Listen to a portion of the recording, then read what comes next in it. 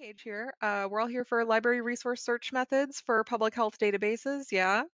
So, just kind of the overview of where to go and how to search in these public health databases to get what you need pretty quickly and easily. It's not going to be super in depth, but it's going to get you where you need to go so that when you have more questions, you know where to go and who to ask. So there's kind of three main parts I wanted to touch on. The first being the quick stops on the GSU Library website, because that is the main site when you just Google GSU Library, which I'm sure every student has done. I have done before, just as a matter of getting to it quickly.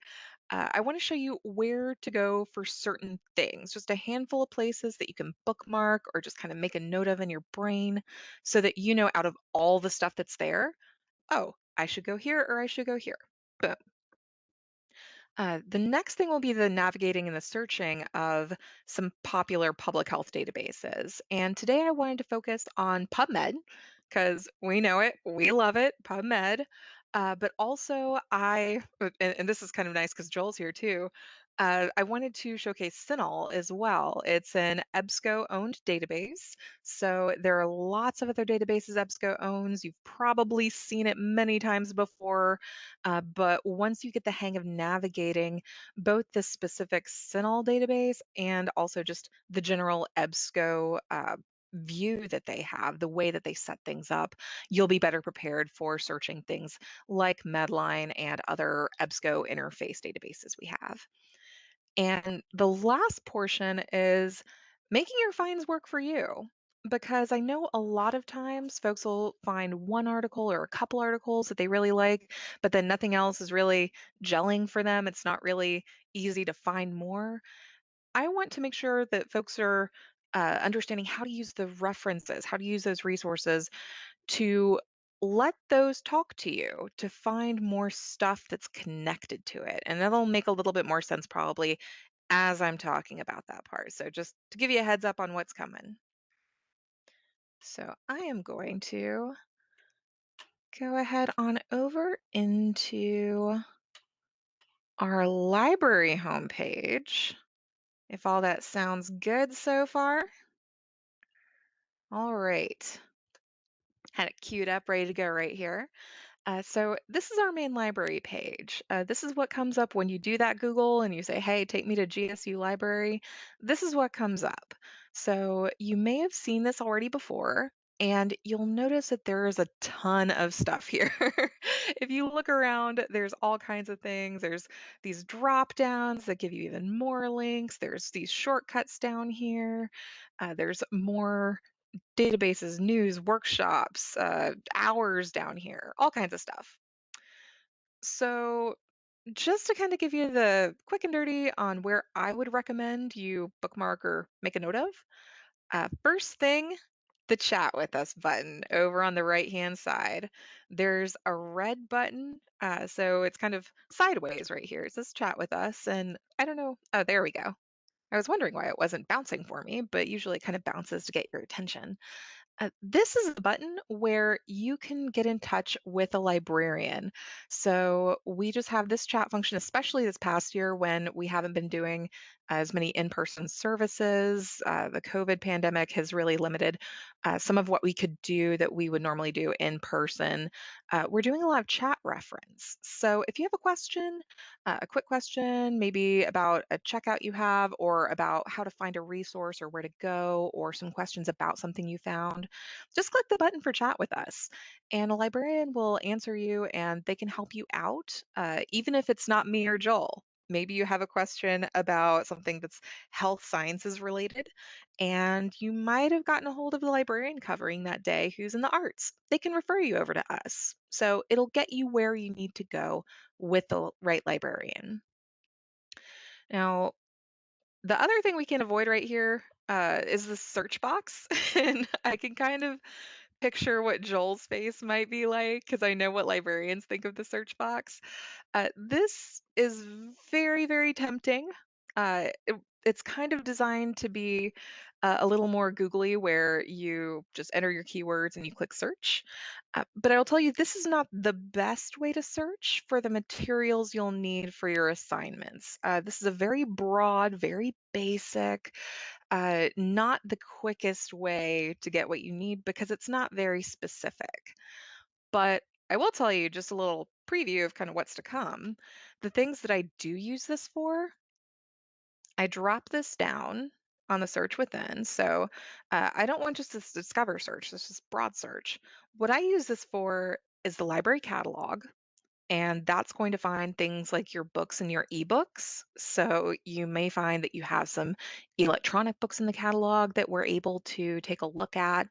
Sometimes you'll even find something you have to read for your classes. So it's worth taking a look and seeing what we have to offer, just whether it's in our catalog or not. This is also a way that you can find things from films on demand. We have streaming video that's also cataloged through that. So the library catalog is very helpful. The other thing that I use this for the most is journals, because when I'm trying to find a citation and I want to know which database actually has the journal that I'm looking for, this is where I tend to go search. I just drop this down to journals and I do a search. We'll do this a little bit later, but I wanted to kind of front load this so you see this search box. Generally, I use it for the library catalog and for searching for journals. So we got these guys up front and center. Now, the other two places I wanted to point out on here are your research guides and your databases A to Z. So if you have seen me before, it's probably been online because I've been working here at the GSU library since last March. So I was only in the office for a couple weeks. The rest of it was virtual. So it's probably been online. You've probably seen our research guides before. I like to go from there usually.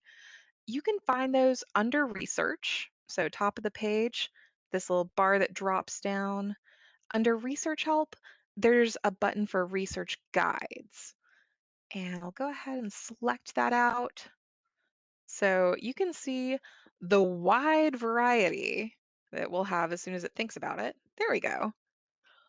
So a wide variety of subjects that we cover. There's all kinds of stuff here. So for public health, I'm just going to scroll on down. The subjects are A to Z right here. So coming on down, we got a lot. So I found my public health. I can click on that. And every research guide that we have that's tagged for public health that covers those kinds of topics is going to be included under this subject heading. So for general stuff, I tend to go to the public health subject guide. So kind of basic, gives us what we need all in one place.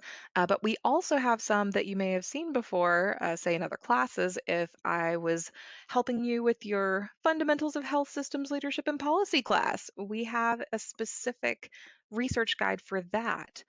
So certain classes, certain topics, things like using the, and I'm probably going to get this pronunciation wrong, but Ryan or Ryan. Joel may know better than me, so he might be laughing at me behind the screen right now. But we No, have. I'm not really sure how to pronounce that either. I say Ryan, but that's not necessarily right. Okay, good, good. So it's not just me. Good. I'm glad to hear it's not just me. So just so you know, kind of where to go if you're looking for a good overview of a topic. I popped open the public health subject guide here so you can kind of get a look at it if you haven't seen one before, where we just put these together, your librarians. We work with your instructors and with our collection librarians to kind of see what do we have to offer and how can we make the most sense to you. So for the public health subject guide, for example, I have sections for about study designs. So if you're kind of having some trouble reading critically, or if you have an assignment where you have to do a critique of an article, hint, hint, we have resources for that. Journals and articles, so kind of a short list of the most used databases along with more resources to make the most of it. different kinds of things like books and ebooks, stats and data, even APA style, because y'all are using a lot of APA style, and I know nobody really likes it, right? That's kind of the thing we run into all the time. It's tricky, it's specific, so we have some resources to help you out there. So often when I'm in one of your classes, you'll see me starting from someplace like this, and it's just somewhere that I put things together to make it a little bit easier and a little bit more sensical for us. Now, the last thing on the library page that I wanted to point out, I'm going to come on back up here to our library page, good old library.gsu.edu. We got our search box, we got our chat box, we got our research guides under research. We have our databases A to Z, and that's a really quick link to whatever it is you're looking for in the databases. So if you have an instructor who's saying, hey, look for this in PubMed, or if they're really recommending another database, like, you know what, just go straight to Medline or go to Cinahl, then this is someplace you can go for that. With the databases, it'll take us through to a handy list. Of course, this is all alphabetical. So you can look for it by name. Say, go to the P's, we'll find PubMed.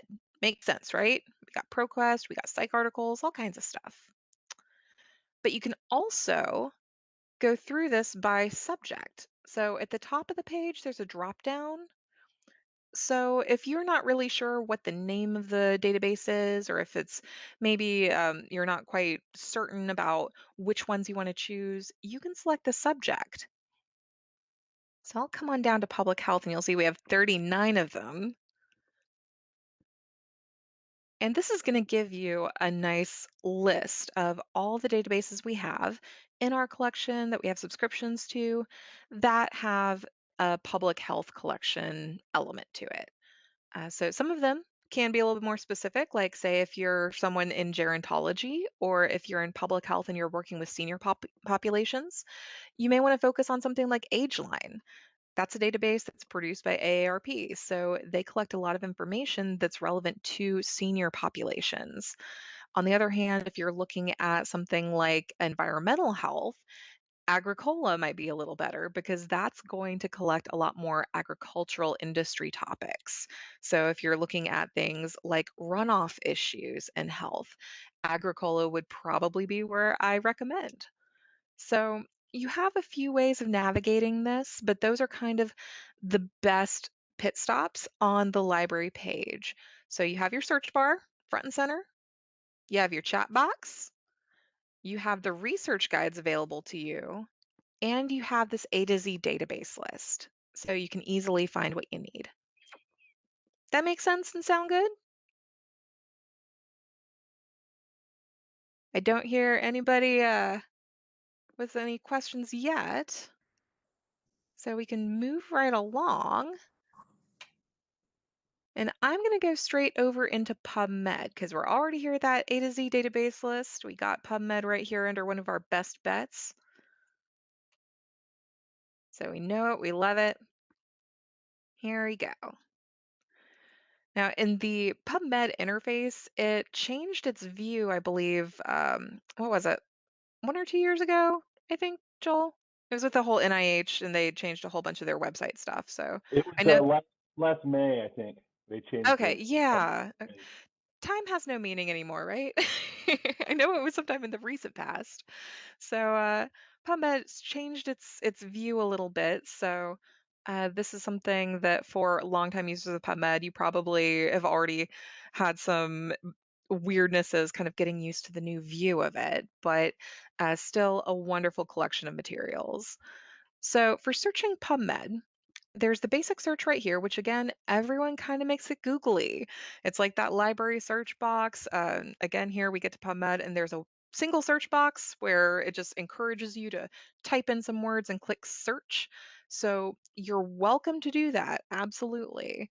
For us, and for me as a librarian, I would be remiss if I didn't show you the advanced search because that's really my favorite, and this lets you do more stuff with your search from the get go. So if I click on advanced underneath that, It sends me to our search builder. And this is where I get to talk about PubMed as something kind of unique because if you're familiar with maybe an EBSCO database or a ProQuest database, they do things a little differently in there. This is a little unique where they have this builder. So what it's wanting to do here is to enter in search terms just word by word or term by term and build out a search. Because let's say if I was looking for uh, issues of childhood obesity in America. All right, so that's something that I could search for. And thinking about those terms, I got my population that I want to think about. So that's children. I got my condition, that's obesity. And I have a location, I'm looking at the United States. So I could start entering in these search terms. See, I want obesity. I can add it. I want child or let's see. I'll put child first because I'm going to do some more stuff with this and you'll see where I'm going with it. But starting out basic. Obesity and child and United States. So you kind of add the elements of your search on and it makes it into a string. So we can search that and it's going to take each of these and search for the articles that include all of it. You can kind of think of the parentheses as circles in a Venn diagram. That's usually what I do because for each circle, it's overlapping and it's saying, okay, PubMed, I want you to find me stuff with obesity and making a Venn diagram out of it. I want stuff about children and obesity. So that makes that pool a little bit smaller when you add that Venn diagram circle on, when you add that extra parentheses term on. And I want United States specifically. So every time you add something on, every time you add another circle to that Venn diagram, it makes that pool a little bit smaller. And right from the start, we're seeing prevalence of childhood and adult obesity in the US. We're seeing stuff that looks like it is right on target for us. Let's see, obesity in Canada, Norway, and the United States. So it's hitting the right terms for us. Now, with these terms, you may see as you're looking through the results that these are not the only words used. You might find that some of the articles are talking about adolescents, some of them are talking about teenagers or youth. For certain terms that you're coming up with and that you're searching for, there's multiple words. And some databases, they're better than others at kind of intuiting that. PubMed is wonderful at connecting terms, and there's I I even just saw it this morning, and I can't remember the term that they use, but they do mapping. And when you put in something like child, it's going to map that and say, hey, child also probably means adolescent or youth, so I'm also going to look around at those too. So again, very googly. It can be pretty smart sometimes. Sometimes you think the database is dumb because it's not giving you what you want, but it can be pretty smart. But there's also a way that we can be particular up here so that we can make sure it's adding those terms because that's not going to be the same for every database. And sometimes I find that there are certain terms that'll be missed if you don't actually put it in the search box. It's kind of good practice. So let's see here. We got what 18,000 plus results here. Just kind of making a little mental note of that. So when you're doing your search, let's think about some of the other terms. And I'm just going to give you an example here. So the first term we had was obesity. And I got my little parentheses there where I can make a little Venn diagram circle kind of out of it. So I'm going to keep obesity, but I'm also going to accept maybe high BMI because that's something that we run into frequently as the measurement that's usually used to indicate obesity or overweight status. So high BMI, and I put an or in there. So that indicates in that circle, I would accept obesity or high BMI. Either one is okay with me because that's what I'm trying to find. Then I can continue with what we saw before with those ands, kind of connecting those ideas, because the next thing was children. So I could say I would accept child or children or adolescent. So that's kind of the second circle in my Venn diagram of my search where, I would accept any of those words. That's exactly what I'm looking for. And just like before, where we connect a third one with and, there's United States, and you could put maybe or America. There's not usually an alternate term for a country. With America, though, if you think about it for a second, you might realize, hey, that would bring up the United States of America, but it would also bring up terms like South America or North America, which would include Canada. You might not be looking for that. So, this is an opportunity to kind of think about what terms would be the best and then putting this together in your search string.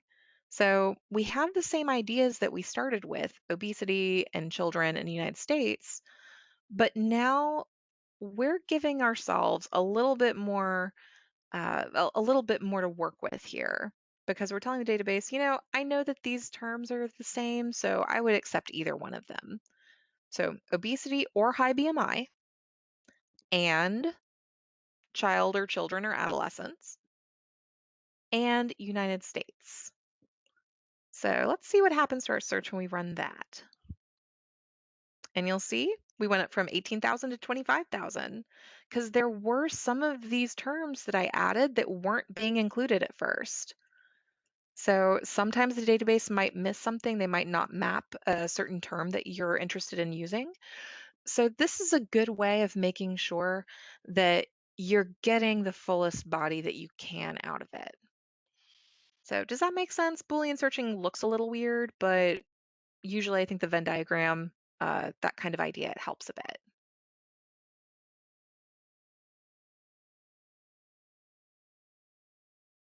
All right, and I don't hear any strong objections to Boolean searching, so I will continue on with our discussion right here.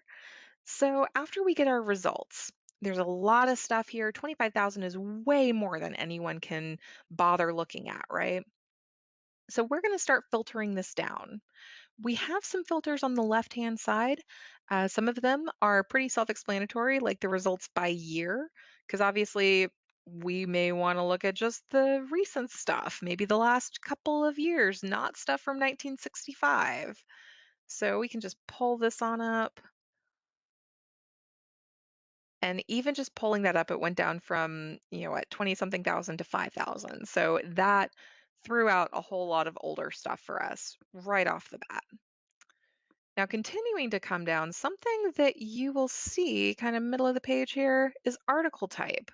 This is going to come in really handy when you have instructors who are asking for you to find either a systematic review or meta-analysis, or if they're asking you to find something like primary research. That term comes up a whole lot. And with primary research, what we're talking about is the original data from a study. So that's going to be your observational studies, that's going to be your clinical trials, cohort studies, case control studies. We're looking for that original data. So we have some selections here that are already available, just kind of the standards, but there are more options here. So don't feel like you're limited by this. You can come on down underneath these two additional filters. It's kind of hiding under this button here, additional filters. And you have a ton of article types that you could choose from. There's a lot here. Let's say if I wanted to include clinical study and observational study, I'm going to add a couple on here. I won't make it too unwieldy, but you see how many things that you have. Twin studies, news articles, all kinds of stuff. But I can add that here and I click show. And that's going to give me more options. So, say if I was looking specifically for an observational study or a clinical trial, I can select these kinds of things out and it'll narrow that down for me. So, we went down from 5,000 to 500. So, again, that's a lot. And that's after just three things that we've clicked on, the date and then two kinds of studies. So we're doing pretty good here. So you may have noticed in additional filters that there are other things you can select.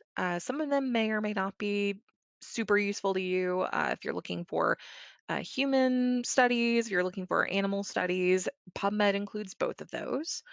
We have options for language, we have options for sex, which is going to be helpful if you're specifically looking at a certain population by gender, or if you have something that is specific to a certain gender. Like, say, if you're looking at uterine cancer, that's going to be relevant to a certain gender population.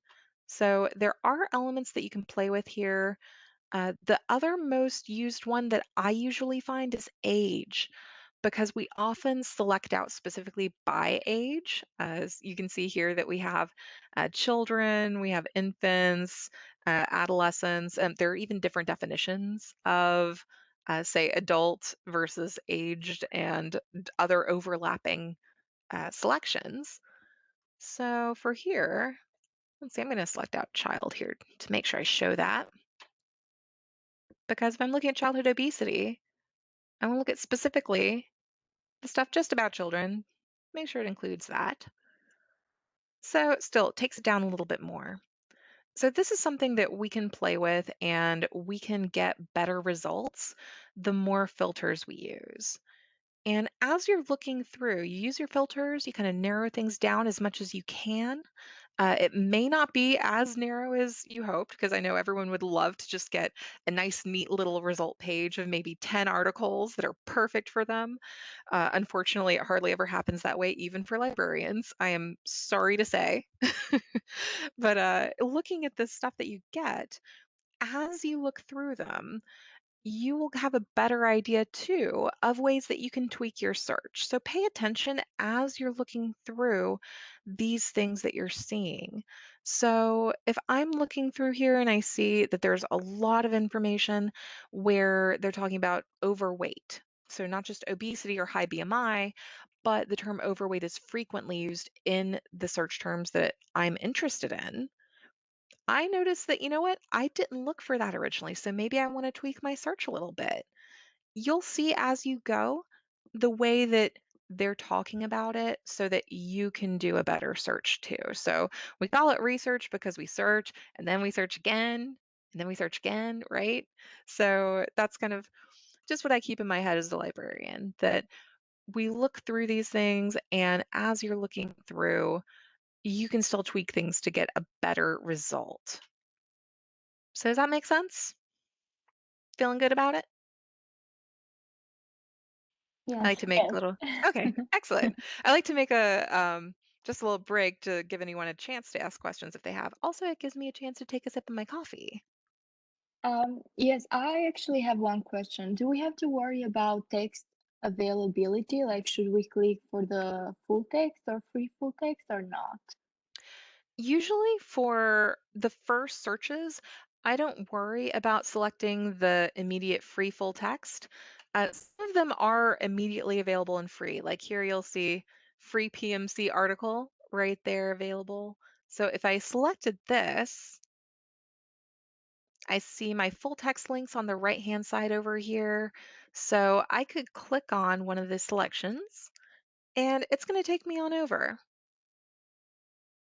So I can see that full text ready to go. Now, I'll tell you, if I didn't find the full text, if this was something that wasn't popping up for me, it wasn't showing up, I didn't have any full text options, I'll tell you what I would do here. And this is the same as what I would do in any other database if I didn't see a full text option. I would take the title of the journal I'm looking for. So this article was published in Pediatric Obesity. So I know, okay, I'm looking for pediatric obesity. I want to know, if it's not here, then what database has the Journal of Pediatric Obesity? So, see, this is harkening back to what I said in the beginning about that search. You see where I'm going with this? Haha, I love when it comes together. It's an excellent question. So, I would come back to our university library page because I can drop this down to that journal search and I'm going to look up where do we have pediatric obesity? I'm going to put this in quotation marks. This is another little librarian magic trick. When you put quotation marks around something, it makes sure that the search recognizes that's a proper term. It needs to stay all together. I'll do a little search here. It's going to take a look and give me some results for where we have that. All right, Journal of Pediatric Obesity, online access. Perfect. It's exactly what I want to see.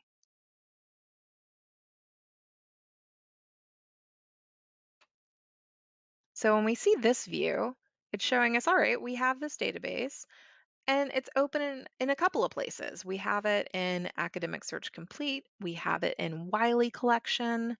So if I'm looking for that article, I could take this and let's say this was 2018. This is associations between birth weight and overweight and obesity. I can say, you know what? Now that I know where that journal is, I can go into that. So Academic Search Complete, I'll just follow that link right out in there.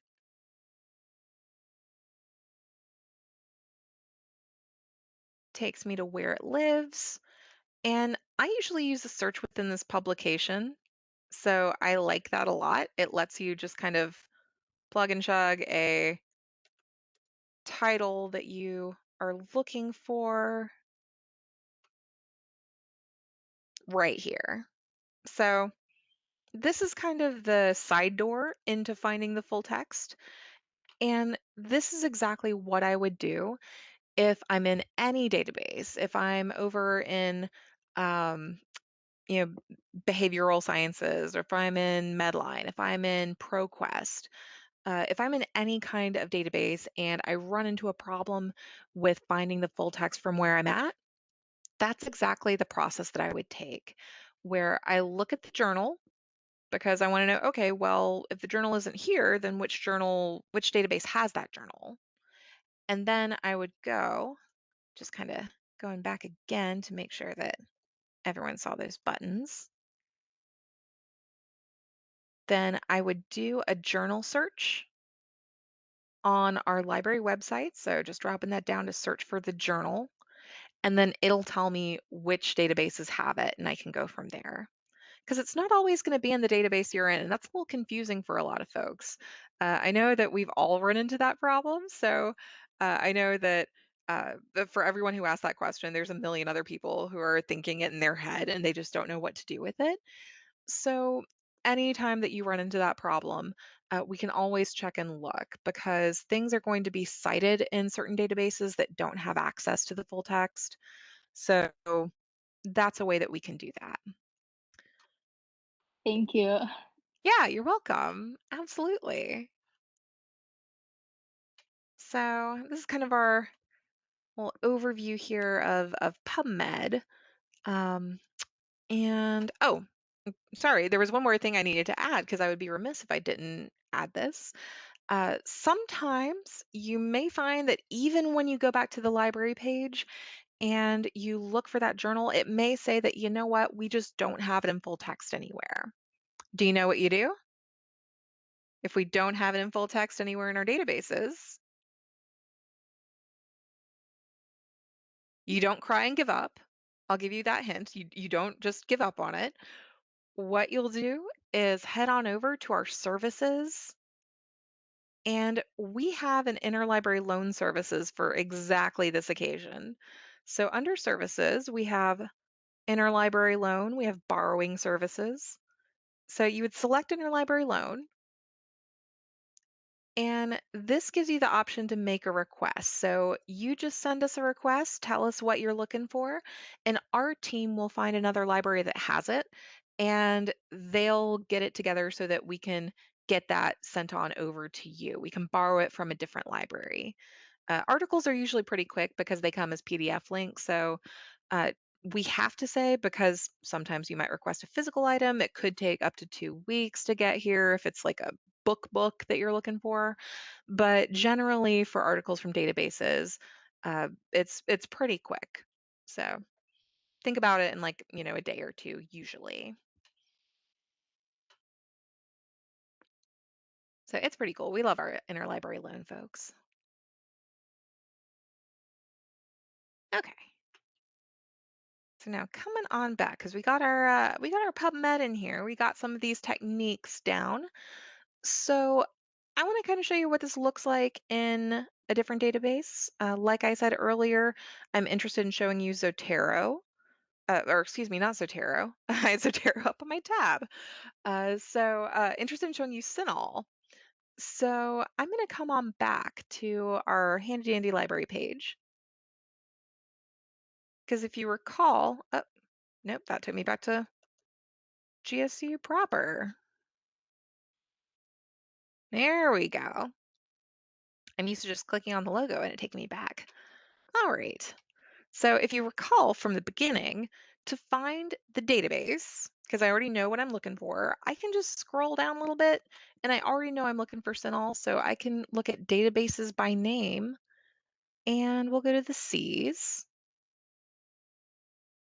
We'll scroll down a little bit and here is our Cinnall Plus with full text.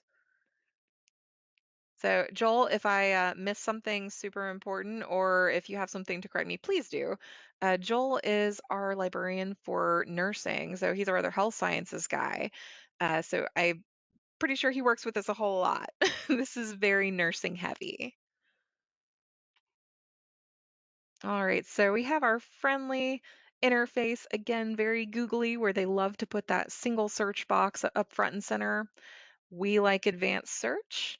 So we're going to go ahead and select that out underneath. We've got advanced search. So you'll notice here on Cinnall, a little bit different from what we were looking at PubMed. PubMed likes you to put in a term and then it builds it as you go.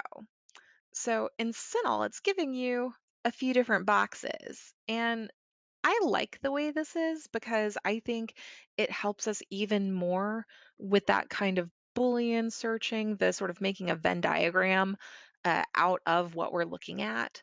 Because I can take each box and instead of putting the parentheses around it myself, I can put those search terms in their individual boxes. So just like we were doing in PubMed, if the first term I'm looking for is obesity, I can go ahead and start putting that in here. And because it's a very friendly database, it's going to give us some suggestions. So again, overweight, that was a term that I didn't get the first time, and it's helping me out by suggesting that. I'm just going to go ahead and take their suggestions. I like their suggestions. Now, the second term was children. So I will accept again their hints. Makes things go a little bit faster than looking things up yourself or waiting to kind of see what's out there. And I'm going to put in that United States. All right, and here they have some suggestions. I'm going to stick with United States just for now. So we can run that search. I'll think about it, and we're getting 5,000 plus items coming up in our search. So pretty good. We got a bunch of stuff coming up. There's similar limiters on the left-hand side to what you saw before in PubMed. So things like the publication date, things like, say, if you're looking for a specific age, gender, geography, so location, you can specify things that are going to be kind of similar in a lot of the databases you look in. One thing I really like in here for the EBSCO databases is the subject major heading. So this guy is a little unique. And when I click on it, I'll show more so it'll pop out and get us a little bit more of this. It's basically telling you the most popular tags for different articles you're finding. So you can be more specific by selecting the tags that are the most relevant to you, and it'll help narrow things down from there. Now, the other thing that I really like about this database and the way that EBSCO does it is that we have more options that are advanced search than just the limiters that we're seeing on the results page. So if we come back to advanced search using that little link underneath our search box, we're going to start to see even more stuff. So again, if you're looking for that full text box immediately, there is that option. It's not necessarily where I start though. So Looking through here, we have these checkboxes for peer-reviewed, evidence-based practice, human specifically, so excluding any animal studies, randomized controlled trials, lots of ways that you can make this more specific and a little bit better for your search. So this is all here to help you out. Not all of them are going to be this super useful to you every single time. So it's just something to explore and kind of get familiar with so you'll know what's there when you see it. Does that make sense? Kind of familiar? I kind of started with Pubmed so that you can see some of those limiters, and then once you see them pop up in a different database, the view is different, but you'll see some familiar things that'll kind of help prompt you to what you're looking for.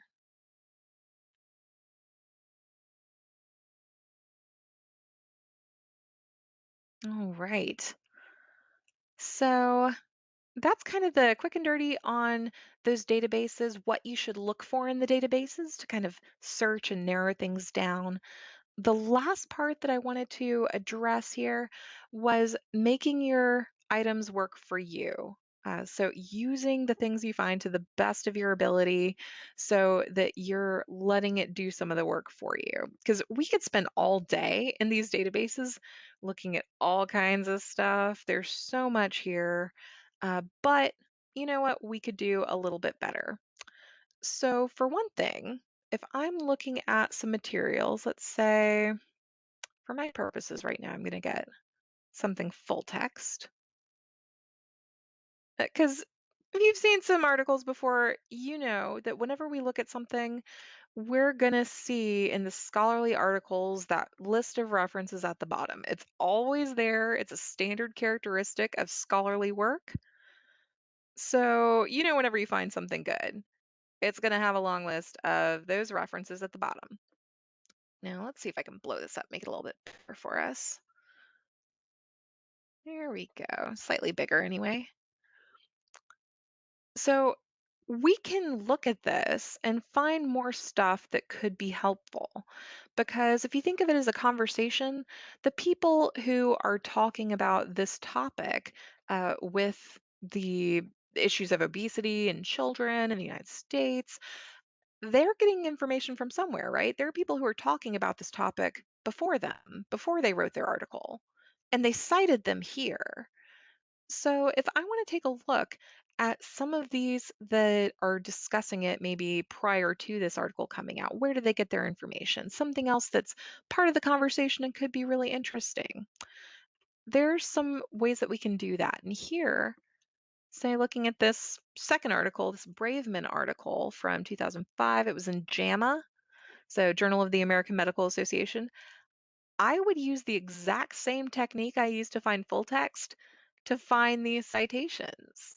So, just like we did for the full text articles, I would say, okay, well, I want to know where do we have the Journal of the American Medical Association?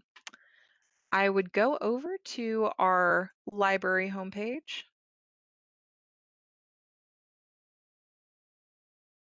I would search for that journal.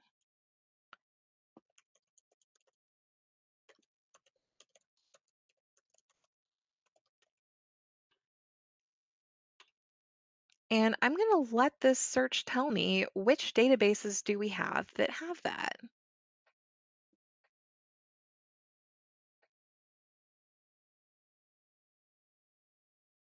You'll see we got all kinds of stuff that's hitting JAMA. There's lots of different entries. So usually the first one is a good bet if you see a couple that might be different entries for the same thing. So we'll see. If you ever run into something like that where there's a lot that seem to meet that criteria for what title you're looking for, you can just message me and I'll help you figure it out if it's weird. So we have all kinds of stuff. Here we're seeing the American Medical Association back files. So clearly that was not exactly what we were looking for. So I'm going to come on down to number 4, JAMA, the Journal of the American Medical Association, because this was the other one that matched our title. Let's see. Okay, this one may not be the best example. I don't know if Joel may know exactly which one I need to click. So he may be kind of pointing and yelling at me from behind the screen, but I won't belabor this to find the exact right one. But we will use the exact same technique to find these items in full text in our databases. And again, if it doesn't work out, if we don't happen to have it in any of our databases, you can always go to Interlibrary Loan, and that's going to let you make a request for it. So that way you can see who was talking about this before this article. You found this one, and there's a lot of other things that they referred to in their reference list. You can go and find those. So that's going to kind of take you back in time a little bit. This article was published in 2019. So anything they refer to is going to be prior to 2019. So that's one technique of making the things that you find work for you. So that way you're not just all in the databases, you're using the things that you found to find more. That's one technique for it. But there's another way you can do this for moving forward in time. So we know this is a conversation. We know that a lot of folks were talking about this topic. So we got what Braveman, we have Cohen, Cook, View, Wong. We have all kinds of people who are carrying on this conversation before we got to this article here. Now we can use cited reference searching to move forward because this was published in 2019. There might have been other people continuing this conversation since 2019. And I can take a look for that. And I'll tell you, my favorite tool for this is Google Scholar. I really like Google Scholar. It's very user friendly. So all I'm going to do, this is deceptively simple. I'm going to copy the title of the article I'm looking at. And I'll go into another tab. Oops. Yeah, there. Go to Google Scholar. There we go. I'm used to it autofilling. All right, we head on over to Google Scholar. And I'm just going to paste and search for the article that I was looking at. So I see this is coming up. Yes, this is the correct article, that Cook and Sang article from 2019. What I'm looking for here, though, is this cited by underneath. So cited by 8. When I select this, that's going to tell me that since that article was published, there have been 8 other people who have published on this that use that as one of their resources. So these are all going to be from 2019, 2020, 2021. They're all going to be more recent. And they're going to be on the same kind of topics because they use that as one of their references. So it's a good way of kind of checking for updates on that topic by using the stuff that you've already found. Now, I really love that there's also the option on Google Scholar of searching within the citing articles because sometimes you'll find some articles that have been cited hundreds of times or even thousands of times, and it covers a lot of areas. So you can select search within and search within that list to say, okay, well, out of everyone who cited this, how many of them talked about teenagers? So you can search within and play with that yourself. So it's a good technique to use what you found to look both at the citations that it includes, so that's citation mining, finding stuff that it cited prior to the publication of this article, and also using that search, searching for this article in something like Google Scholar to do a cited reference search to find stuff that's been published on that topic since that have referred to that article. Does that make sense? It can be a little weird to describe, so if there are any questions, usually this is where I hear it.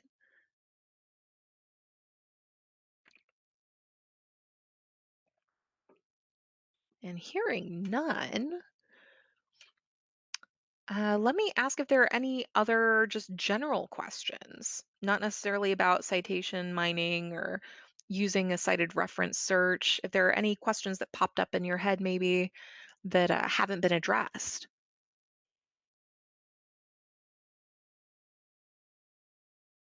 I have more like of a general question. Sure. I would like to ask what when we're going to be alumni of the university, are we still going to have this success? Unfortunately, no. You can get an alumni library card that will allow you to access and check out physical books at the library, but unfortunately, the database access, those subscriptions are for current community members only. So, current GSU community members, faculty, staff, and students. So if you go into a field where your future employment may have access to these subscription databases, so that might be where you go after when you're an alumni if your employment has subscriptions to these databases, but unfortunately it won't be available to you through GSU as a university anymore.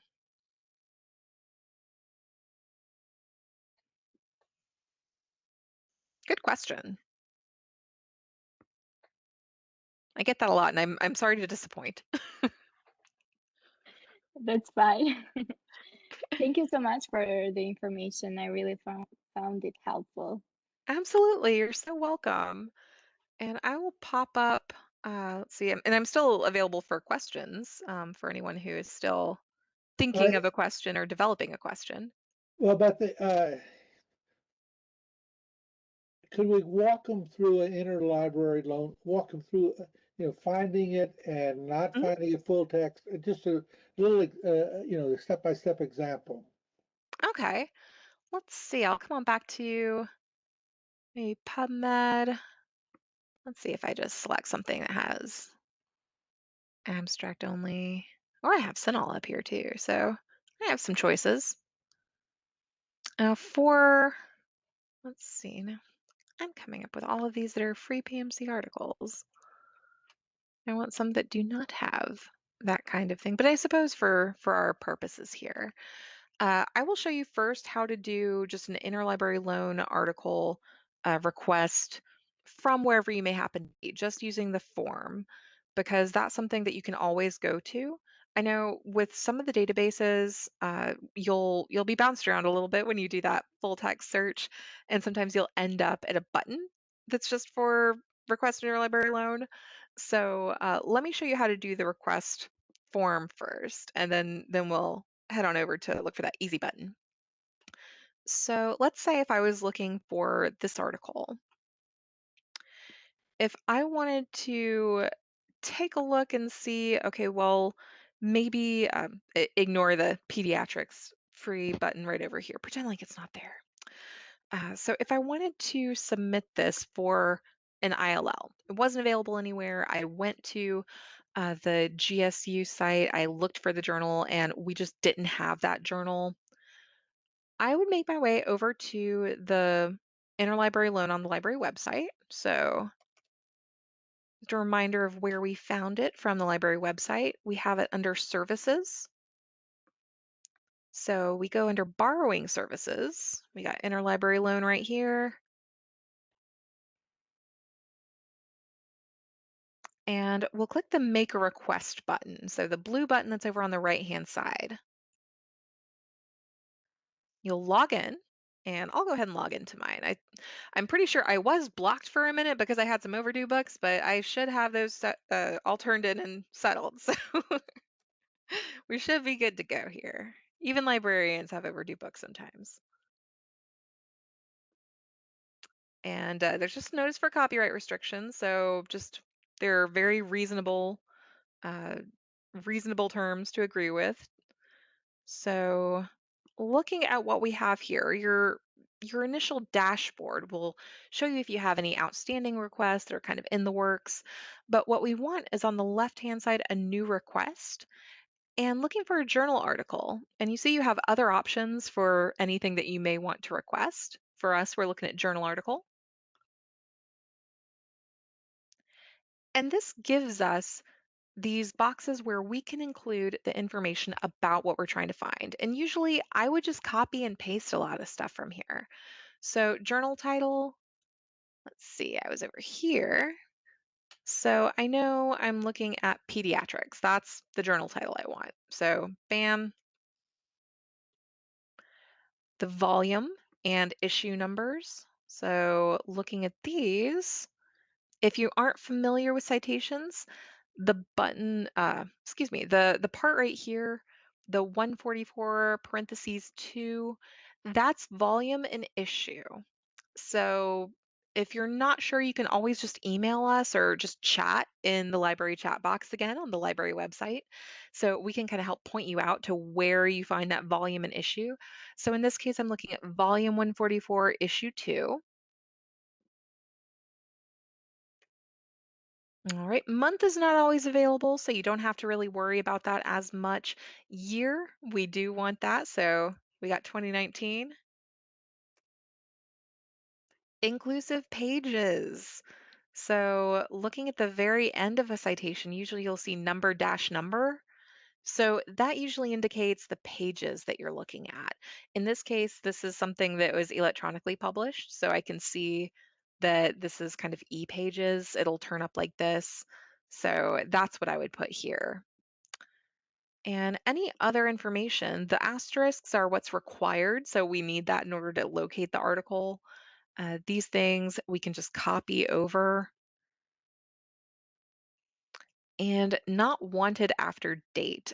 Please tell us when you don't need it anymore, because if it's a little difficult to get or maybe it's taking us a little bit longer, we're still going to be trying to get it for you, even if your assignment's already done, if you don't give us a not wanted after date. So just tell us when we don't have to worry about it anymore and we'll be good to go. So a little bit more information. If you have it, you can enter it here and submit the request at the bottom.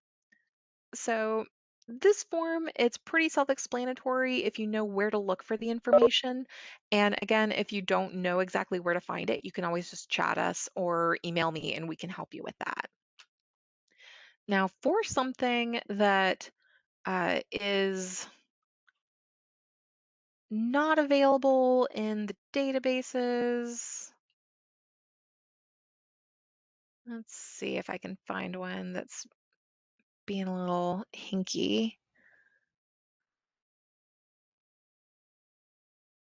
Let's see. I don't know if Joel has a suggestion for how to find something that's not full text, because usually we're just trying to find things that are full text. So that's the trick. Yeah, that is the trick. I don't have a good example. Sorry. Yeah. Okay. Well, it's worth asking. So finding something. All right. Well, if you see a button, it's probably going to be after you click on Find It at GSU. So when you're looking at a database article, you may see that Find It at GSU button. So we can select that and it's going to take a look around and see where we might have it. So in this case, found it at LibKey. I have an article link. I have PDF I could go look at. So this has been really good. LibKey's been great at finding what we need and sending us on over to it. I was trying to see if there's one that I can kind of look at if I'm showing enough where it'll give me some options. See, our coverage is so good. We just keep having free articles come up. This is crazy. So let's see here. Yeah, it's going to keep on giving us those open access options. But when you use that, find full text at GSU, find at GSU, sometimes you'll end up at an entry for it from the catalog. It'll look a lot like what we saw when we looked up a journal, but instead of, let's see, I'm going to come on back to our journal search.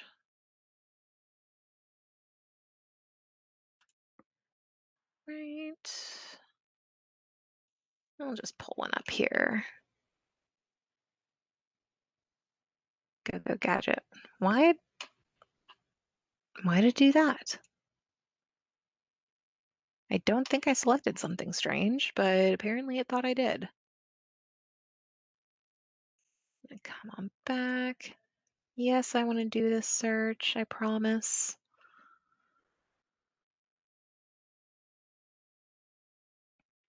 Because I can show you where you'll see the button, even if it's not coming up for me and I can't give you a really good, solid example right now. if you go through the searching and it can't find it anywhere, when you come on back here, when it kind of bounces you back to the catalog, you'll see under View Online, instead of full text available at, it's going to say it's not available and there will be a link to Interlibrary Loan. So the View Online, this location where it would show you the databases if we had it, this is going to have a link instead to Interlibrary Loan. So those are two ways that you can go and make the request through Interlibrary Loan, either directly by going to the Interlibrary Loan Services page on our library website and making that request through the form. Or if you're in the databases, if you're looking through this and you click on a link to find it at GSU and it bounces you back here, then you'll see the link to Interlibrary Loan that's right in this area of the catalog entry. Does that make sense? Does that drive with what you've seen?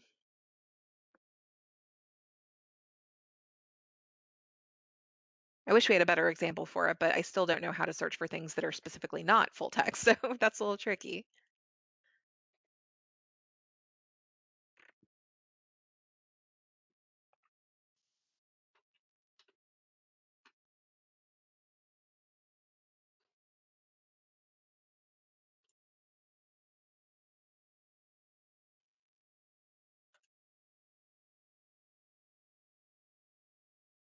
All right, and I don't hear any other questions.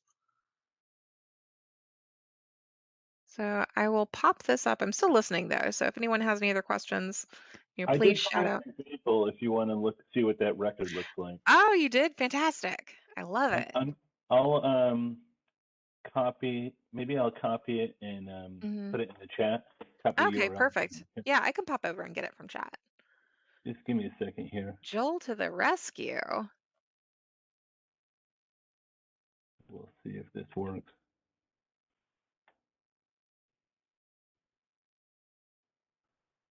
See the benefits of having a bonus librarian.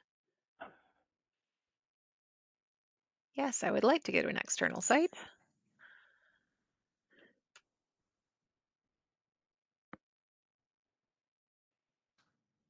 Just thinking about it.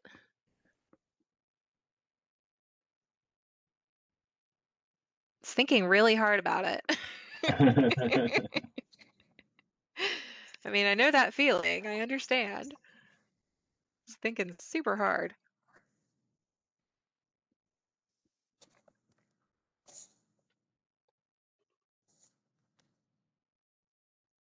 see. Oh, look, it's from the Journal of Nicotine and Tobacco Research, it looks like.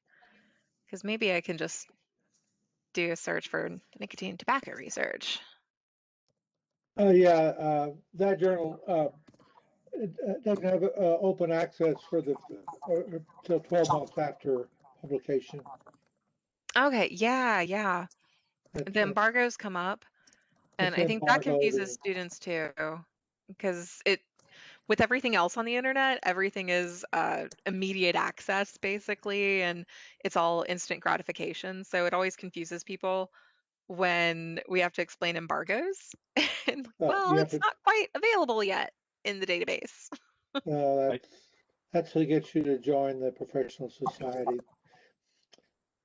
That's how they get you. Right.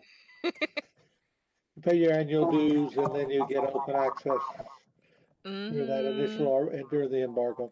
That's true of a number of professional groups. Oh, for sure. That they're linking to a primary journal.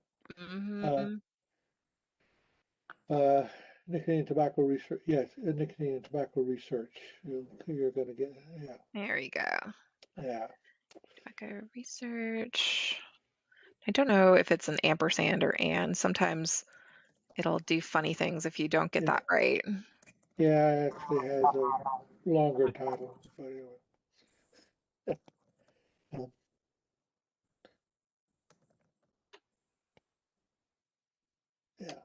Yeah. Could I maybe, if that's not working, maybe I could share my screen just for a minute. Oh yeah, please. I'll go ahead and I'll give you the the power. Yes. Okay. There we go. All right, fire away, Joel. Okay, just give me a second here.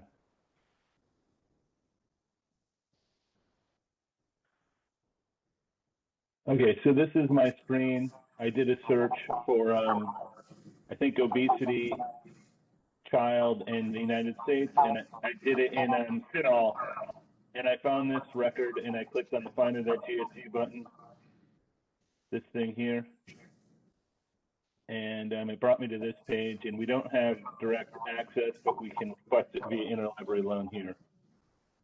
Perfect. And the nice thing about that, if you click on that Interlibrary Loan link, it pre-populates the request form for you. It's super helpful.